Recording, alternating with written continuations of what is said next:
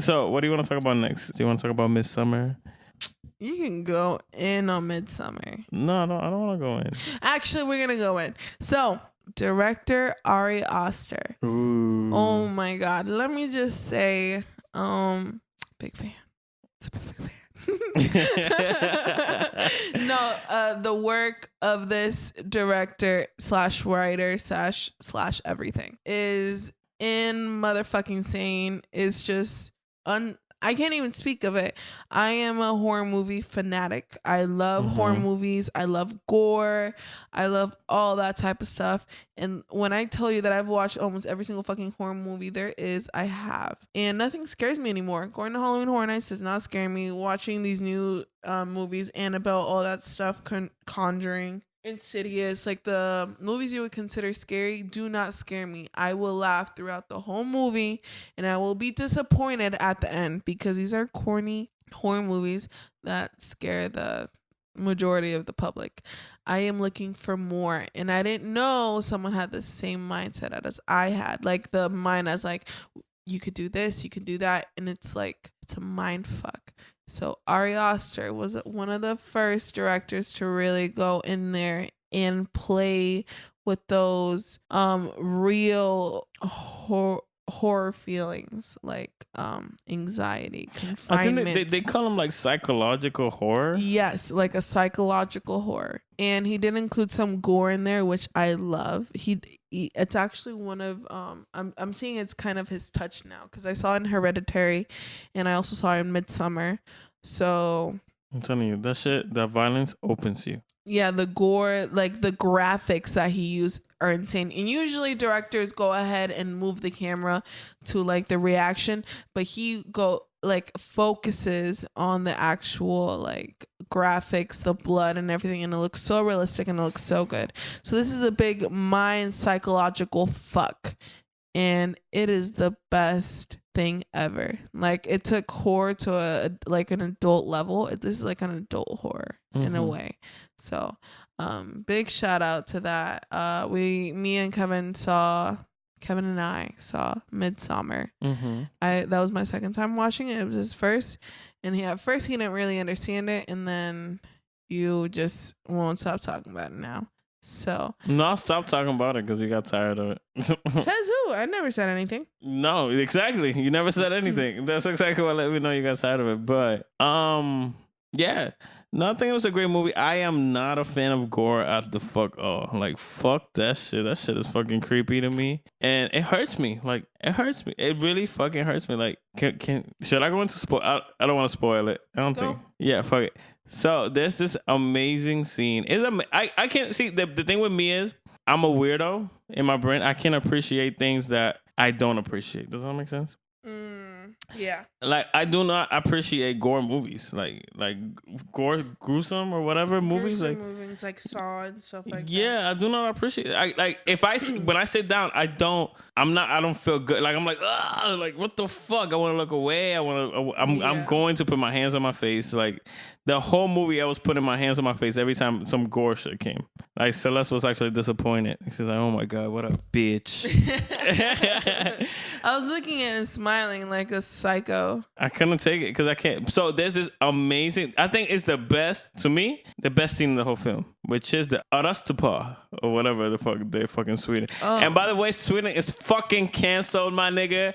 Y'all niggas is fucking garbage. Oh, okay. Holy fuck.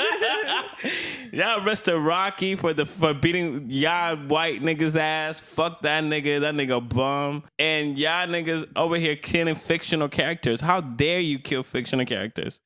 All right, after giving a nigga the best nut of his life, all right, giving these niggas the best shrooms of their fucking entire what? No, go. Y'all niggas kill fictional characters. How dare you? I would never fucking forgive you. Free fucking Flacco, bitch. Free ASAP Rocky. Yeah. No, that nigga bum in real life. So anyways, not Flacco, the nigga that got fucking Rocky in prison. That nigga fucking bum. I saw that nigga. That nigga fake tough. So anyways, I don't know why I said he's fake tough. I don't know if he's real tough in real life. My bad. I apologize for that. But you're a bum. So anyway, the best scene in the world, one of the best scenes I've seen lately, is the Attestupa. Is where so it's a thing where old people, when they get old and useless, they need to go somewhere else, right? So usually we put them in a home, we do that. So in this, not in Sweden, I'm not gonna burden Sweden with this custom, but in this little, because they went to a village and it's kind of like old school. It's like Amish type. It's not Amish. It's old culture traditions. It's old customs. It's basically, like, I'm talking about years ago. I'm talking about like maybe like the 1800s. Exactly. Old culture traditions that they will follow because that's all that they know.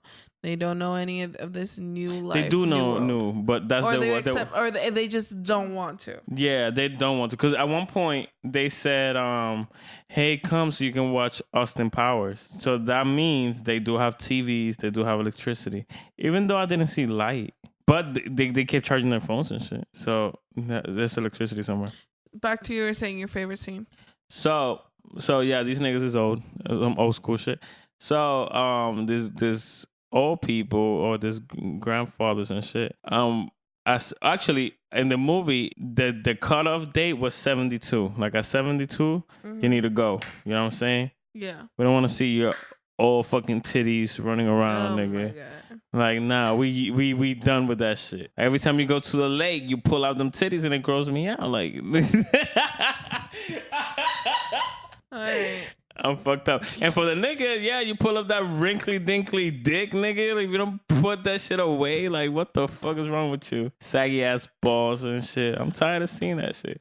Okay. So your cutoff is 72. You got them to 72 to fucking wiggle your balls around here. So at 72, they make it a tradition to like recycle their life. To recycle their life, yeah. Anyway, so these niggas get on the top of a cliff, cut their hands open, put their fucking blood on the tombstones. Then they say some shit in Swedish, and then they jump to their death. And then, like Celi said, this director is so amazing that the camera literally follows the person fucking crash into their death. To the rock. And then he zooms in to the result. It's like, what the fuck are you doing? I love it. It's so great. It's what not a lot of directors like to do because it's too gruesome. That scene, I never seen it in the world. Like, they got me because I watched when she jumped, I watched the whole thing. Because I'm like, she jumped and like, boom. I'm like, whoa, I watched it. Like, I was like, usually they put the sound of it, but they move the camera to the reaction and you just hear the sound of it. That's where he got me. Yeah. So the most impressive thing is not that's the first thing that's like, what the because that when Celi, when she falls into the rock, the meat blows. Yeah. I was like, what? It's realistic. Fuck? It's realistic. It's what happens. Yeah. People don't want to see what happens. Yes, it's ridiculous. Yeah. Like the meat blows, like just like a fucking. That's blood reality, fest. yeah. And then it's a couple. It's a guy and I don't know if I explained this, but it's a husband and I guess it's a husband and a wife. No. Not a husband and a wife. No, they're not. They're boyfriend and girlfriend. It's not boyfriend and girlfriend, but it's a woman and a man. So the woman jumps first, and then it's the turn of the man, of course. So when he jumps, he made the mistake. As soon as I saw him, I'm like, nigga, this is not a fucking pool. You jump into your death. He jumps feet first. Yeah, and he landed on his feet, which broke, and you could see. You actually turned away, but his feet were like deformed and shit. They show his feet? Yeah, the bones sticking out and everything. You looked away, and I was like, you're missing the good part. Because as soon as I saw him jumping, I'm like, nigga, you're going to stay alive. You know how many times I thought of, I don't know why. That scene intrigued me a little bit because I thought about a million times how jumping out of a building, how specifically you got to jump to die. Like if you jump out of a two-story building, two-story, you're not going to die. But if you jump out of six stories, if you jump head first, you're going to die. If you land head first. Mm-hmm. If you jump feet first, you are going to just fuck yourself over. Yeah. You're going to stay alive. You're going to live and then pain. You're going to survive that shit. Stupid. Yeah. So as soon as I saw him jumping like that, I'm like, oh my God, what a dumbass. You don't even jump like that to a pool because you're going to fuck up your feet and you're going to stay alive. You got to put booty first. Cannonball. You got to go booty first? To a pool? Or like, you can't do belly first because that's like a belly flop unless you're trying to dive. You got to go head first. You got to dive. Death or pool, you gotta go head first. Death. No, so please do not commit suicide. If you gotta commit suicide, there's an 800 line somewhere. 800 hotline. Yeah, Logic had a song about it. Please go listen to the Logic song. Refrain from any of the bullshit we're saying. We're just describing the movie. No, but yeah, we're just talking about a movie. We're not like emphasizing any of this. Don't kill yourself. Don't be stupid and throw yourself off a cliff. No, go watch Midsommar. Yeah, that's all we're trying to say. Go watch Midsommar. See how fucked up of a fucked up amazing movie this really is, and let it mind fuck you for the rest of the week like it's doing to Kev. So that is all we're trying to get across. Oh yeah, so imagine I just spent like 5 minutes describing this scene alone. Yeah. And this movie's like almost 3 hours long. That's 2.5 hours about. Okay, so I just estimated. Yeah. No, but yeah, he's been messaging me almost every single fucking day about this movie and tweeting about it. And he has pictures saved on his phone of like the mural arts and stuff. And that's how do you know how that saved on my phone? So basically, how dare you? Did you go to my phone? No, it's bitch. because I posted it. Yes. Yeah. Dummy. Stupid. Just kidding. No. Oh no, so hold up. So this nigga jumps and he survives, right? But they're really like traditional. So it's like you have to die. So they already pulled up with a wood hammer. With the big ass wood hammer. They pulled up with that shit. And as soon as that nigga survived, they were like, we got to take him out of his misery. Yeah, we got to take him out of his misery. So it's mercy. Yeah. But why do they? This is the thing. What can they do? They can't revive him. No. Listen, Celi. Listen, I know what you're saying, but listen to this point. And there's one nigga with the hammer, right? Mm-hmm. But like 4 niggas go behind him. It was 2 other girls, yeah. 2 other girls, right? Mm-hmm. The nigga hit him once with the hammer, destroy his head. Brains everywhere. No, destroyed. He's dead. Mm-hmm. Why then do they proceed to hit him like 2 or 3 more times? I guess to make sure, like a double check. There's no double check. That nigga head exploded. Like if your head, listen, to die, for your soul to live your body, your brain needs to die. At least for everything to be like dead. Mm-hmm. Your heart can be pumping, but as soon as your brain dies, your heart doesn't know how to work itself. Mm-hmm. Your brain is like the mastermind. I don't know. I guess it's just to make sure. They took it overboard, or Ari Aster was like, we want to see a little bit more gore. Could be anything. No, because I'm thinking inside, not outside the movie. Oh, I know why they did it, because it's really fucking, it's a great scene. It's like once you hit it, it's like, okay, I had enough. It's like no. Let me give you some more. I set out to disturb you. Like, you think I'm just gonna give you one of the? I'm gonna give you like 3. Was to the point where you're either so fucking creeped out that you're like waiting for it to be done, or to the point where you're just looking at it. Mm-hmm. Either or. It's me looking, which at is crazy. Staring at it. Like, actually, my mission for the next time is to actually be able to watch all these scenes. Okay, you should. They're great scenes. Yeah, because I'm missing the movie. I know, I get it, but I can't. Like, I'm like, oh my, I can't look at it. I feel you. Like after I saw the woman jump and because I watched that whole part. Mm-hmm. I was like, whoa, what the fuck? I couldn't watch anymore. Mm-hmm. It's too much. Go watch Midsommar.